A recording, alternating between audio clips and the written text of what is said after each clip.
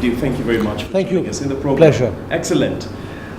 Viewers have had the opportunity to look at the company profile and just to see how this company has come, how far it's come, and the progress that has been noted over time, and perhaps some of the future plans as captured in the expansion strategy that this farm has. But just before we talk a lot about what's happening, the latest developments, I think it will be first very important for us to understand where this farm is coming from. Just give us briefly the story behind Athi River Mining. Athi River Mining has now been listed on the Nairobi Stock Exchange for almost 14 years. We listed in July of 1997. Before that, it was predominantly a family-run business, which my father had started in the early 1970s. The origins of the business were mining limestone for use as agricultural lime. And over the years, from the early 70s, we diversified into producing higher value-added industrial minerals, which are used in manufacture of paint, rubber, plastics, glass, ceramics, and so on. And then into dimension stone, into marble and granite, and later on into more value-added processing of industrial minerals like sodium silicate, which is used in manufacture of soap and detergents. The idea for cement has been around for a long time with the family, and in 1994 we had the opportunity of establishing a 200 ton per day plant at Kaloleni. Now this was built with the help of about 25, 26 friends and investors who invested money in the company on a private placement basis. We raised a total of $10 million at the time and put up the first shaft kill plant, which was a very old technology plant, but it got us going into the business. In 1997, we went to the to Nairobi Stock Exchange to raise more money to expand and to modernize the plant, and we did that. But from 1997, the country's economy took a downturn, so our expansion plans were not complete until 2004. And the company has been growing steadily from retained earnings mostly. We've borrowed money on the capital markets. We issued a listed bond at one stage to help the expansion of our Tanzania plant. The philosophy of the company has been to plow back as much of retained earnings as possible to increase capacity in the cement business. But at the same time, we have been growing our non-cement business as well. 5 years ago, we introduced our Mavuno fertilizer business, which has become a billion-shilling business a year now and growing steadily. We've invested in our industrial minerals business as well. But cement remains a focus of the growth. And in the next 2 years, when the Tanzania plant is complete, we will have a total installed capacity of 2.2 million tons of cement, which could then be increased with very little investment to about 2.5 million tons a year. Now that will make us the biggest cement company in the region at the moment. This is all going to be based on an integrated plant where we manufacture our own clinker and cement. And clinker, as you know, is manufactured by mining limestone and other additives like iron ore and alumina, which is then converted into cement. So our investment is going into a complete backward value chain investment.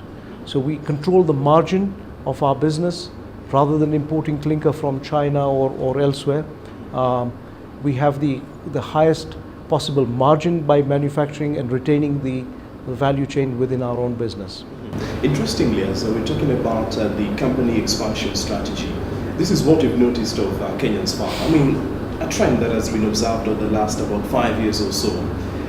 The strategy is normally venturing north, that's South Sudan, going into Uganda, perhaps into Rwanda, Burundi, and for those who have been having the guts have really launched into Tanzania. So looking at the kind of investment, the magnitude of investment that you're doing in Tanzania, is that a good bet, Pradeep?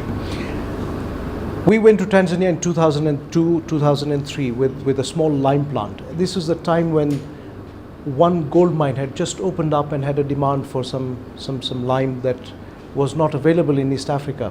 So we went on the back of this new development and opening up of the country. Tanzania now produces diamonds, gold, there's nickel, uranium, coal, iron, natural gas. It's a very resource-rich country, and it has more arable land than Kenya. It has a huge agriculture potential and a population which has been starved of investment for many years under the old socialist economy.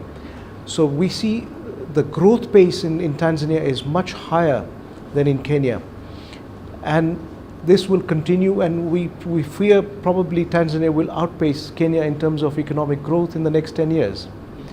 So I don't think we've made a wrong mistake. We've made a mistake. It's a right bet, and in any case, Tanzania is very much part of the East African community now. So we consider ourselves a regional cement company serving the needs of East Africans, whether they're in Tanzania or in Kenya. Interestingly, so we're seated right here in the center control room. How have you used the technology in being able to boost your production, inject efficiency by ensuring that your products are, of the best, quality, high standards? Quality assurance comes from having an efficient plant, both in terms of the processes where your process is predictable and that you can monitor. And what the central control room does, and central control room is, maybe you can think of it in terms of the central nervous system of the plant. We have signals coming from each part of the equipment into the central control room. So the operators here are able to monitor what is going on, whether it's a conveyor belt, whether it's a feeder, whether it's a mill itself, and the equipment monitors the temperatures, the pressures, the gauge. So the engineers know when the equipment is running optimally or not. So with maybe a dozen people, we can run the factory, which otherwise would have taken about 200 people to run. So the engineers are very highly qualified instrumentation, electrical and mechanical engineers who manage the process and ensure optimum efficiency of the plant. So it's fully automated? It's fully automated right up to the packing level, where we are able to load the lorries automatically 4 at a time at a very high efficiency as well. And just talking about demand, there's a certain perception that perhaps people, just outside there, our audience, people have been very keen to follow the trends in terms of investment in property and the ongoing revamping of the regional infrastructure. How are you meeting the demand, and how are you coping with that challenge?